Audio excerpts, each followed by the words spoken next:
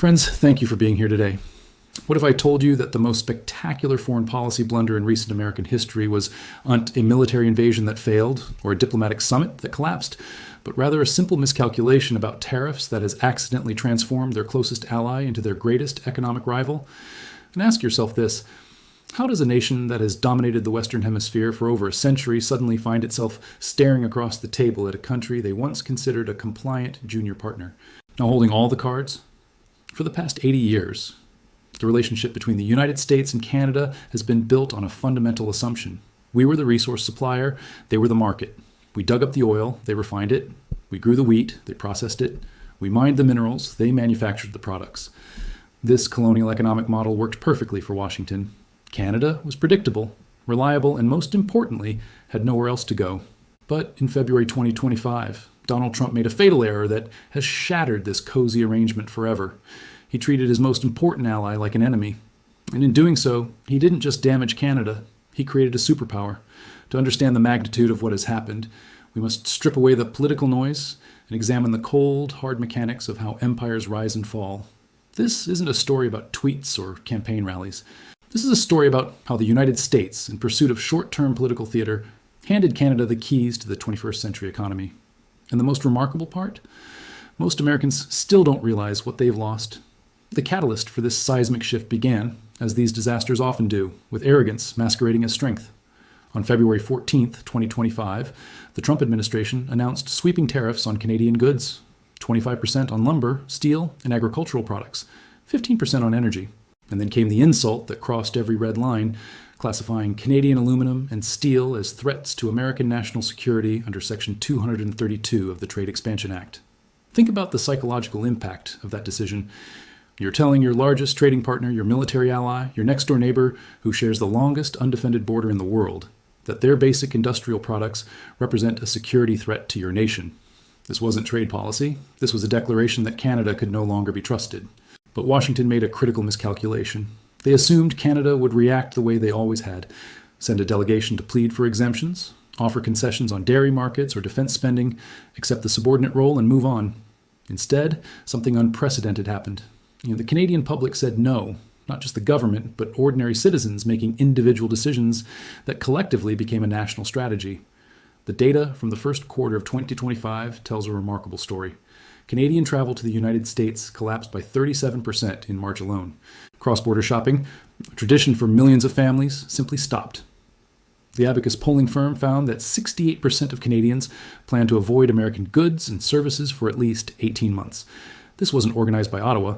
This was a grassroots economic boycott driven by wounded national pride. The effect on American border communities was immediate and devastating. In Bellingham, Washington, shopping malls that relied on Canadian customers saw foot traffic drop by over 60%. Hotels in border states like Montana and North Dakota reported occupancy rates falling to levels not seen since the 2008 financial crisis. The economic impact reached $4.2 billion in lost revenue in the first 6 months alone. But the real damage was happening in a sector that American policymakers completely overlooked: energy. Canada supplies 4.3 million barrels of oil per day to the United States. This isn't just any oil. It's heavy crude specifically designed for the complex refineries of the American Midwest and Gulf Coast. These refineries cannot simply switch to lighter domestic shale oil without massive retooling that would cost tens of billions of dollars. When Trump slapped a 15% tariff on Canadian energy, expecting Ottawa to absorb the cost, he triggered an economic boomerang effect. Refineries in Michigan, Ohio, Illinois, and Wisconsin saw their input costs spike by $18 per barrel overnight. They didn't absorb this cost. They passed it directly to American consumers. By summer 2025, drivers in swing states were paying an additional 41 cents per gallon solely due to the Canadian energy tariff. The political consequences were swift and brutal. Republican governors in Ohio and Michigan publicly broke with the administration. The American Trucking Association, representing an industry that moves $738 billion in goods annually, issued statements calling the tariffs economically suicidal. When your own party's governors are calling your signature policy a disaster, you've lost control of the narrative. I want to pause here and ask you a question that gets to the heart of this entire situation. Do you think Trump understood that by attacking Canada, he was actually attacking the foundation of American industrial competitiveness? Or was this simply political theater that spiraled beyond anyone's control? Let me know your thoughts in the comments below, because the answer to this question determines whether we're watching incompetence or something more calculated. While Washington doubled down on chaos, something extraordinary was happening in Ottawa. Following Justin Trudeau's resignation in early 2025, Canada turned to Mark Carney, a figure who represents everything American politics lacks: competence, experience, and strategic thinking. Carney guided Canada through the 2008 financial crisis as bank governor, then became the first non-British governor of the Bank of England. This man understands leverage and global finance better than anyone in Washington. Carney's response was a masterclass in strategic patience. Rather than Twitter wars or emotional retaliation, he adopted the rope-a-dope strategy. He let the U.S. exhaust themselves throwing punches, while Canada quietly built infrastructure to survive economic separation. The centerpiece of this strategy was the $1.2 trillion sovereignty investment program announced in Budget 2025. This was not deficit spending for political programs. This was strategic capital expenditure designed to fundamentally restructure the Canadian economy. The plan allocated $340 billion over 5 years to build east-west trade corridors, bypassing American markets entirely. Another $280 billion went to critical minerals processing, ensuring that Canada would add value to its resources rather than shipping raw materials south. But the most audacious component was the $180 billion commitment to the Arctic Gateway Initiative, centered around the port of Churchill in Manitoba. For decades, Churchill has been dismissed as a quaint northern outpost, the polar bear capital of the world. But Carney understood something that American strategists missed. Churchill is the only deepwater Arctic port in North America directly connected to the continental rail network. As climate change opens northern shipping routes, Churchill becomes the most strategically valuable port on the continent. The geometry is undeniable. A cargo ship traveling from Hamburg to Winnipeg saves 6,400 kilometers by using Churchill rather than traditional routes through the St. Lawrence or American ports. That's 12 days of transit time and approximately $620,000 in fuel costs per voyage. In an industry where margins are measured in pennies per ton, this represents a revolutionary competitive advantage. The Hudson Bay Railway, that single line of steel running nearly 1,000 kilometers from Winnipeg to the Arctic coast, has been transformed from a regional freight line into a strategic national asset. The government fast-tracked $67 billion in upgrades, installing thermal siphons to protect the permafrost, building automated switching systems, and constructing grain terminals capable of loading 100,000-ton vessels. By September 2025, the first post-Panamax container ship docked in Churchill, loaded with Canadian wheat destined for Germany. The symbolism was unmistakable. Canada was serving notice that North American trade no longer had to flow through American-controlled choke points. The market responded immediately. Canadian wheat futures jumped 23% as European buyers recognized they could source directly from Canada without American intermediaries. Potash prices, where Canada controls nearly half of global reserves, spiked 31% as fertilizer companies scrambled to secure supply agreements that bypassed American ports. But Carney's strategy wasn't limited to infrastructure. He understood that true sovereignty required diplomatic diversification. While Trump was alienating traditional allies, Canada was quietly building a coalition of the willing. The signing of comprehensive trade agreements with the European Union's defense program was worth $244 billion, integrating Canadian companies into European military supply chains.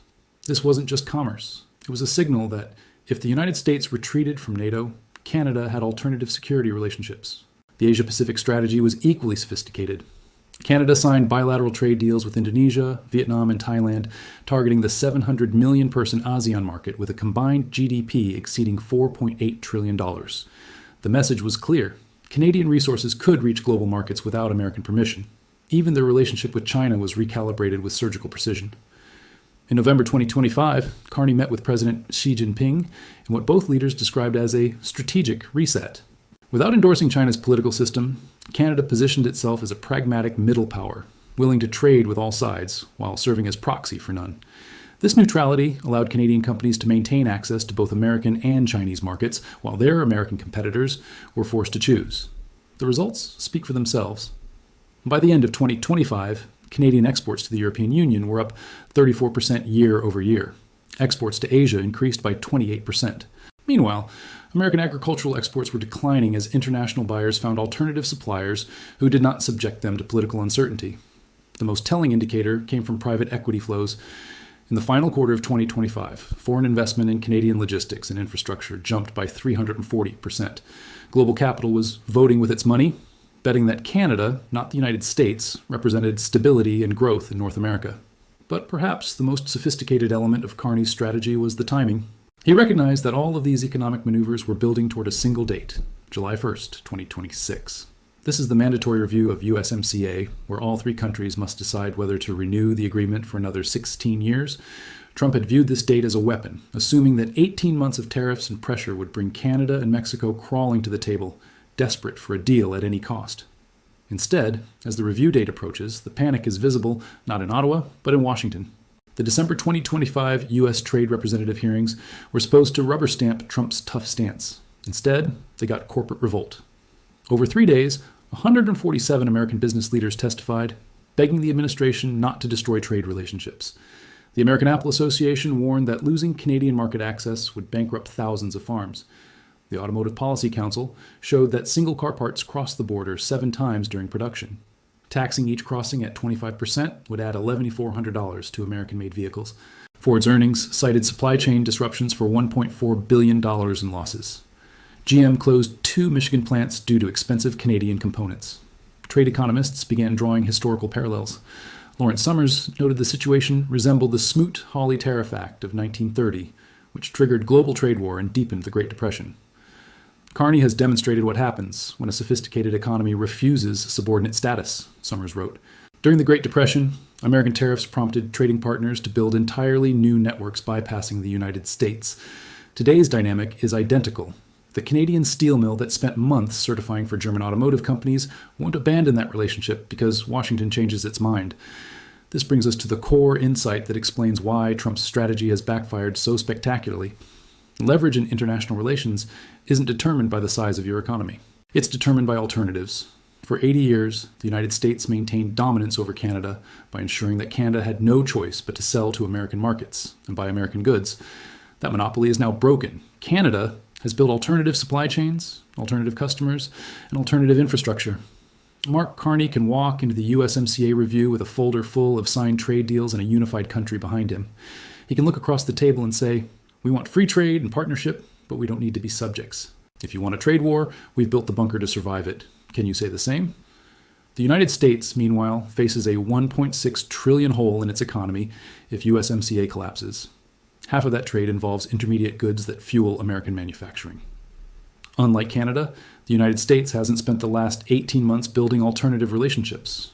They've spent that time alienating existing partners. Mexico has coordinated closely with Canada, recognizing that their strength lies in unity.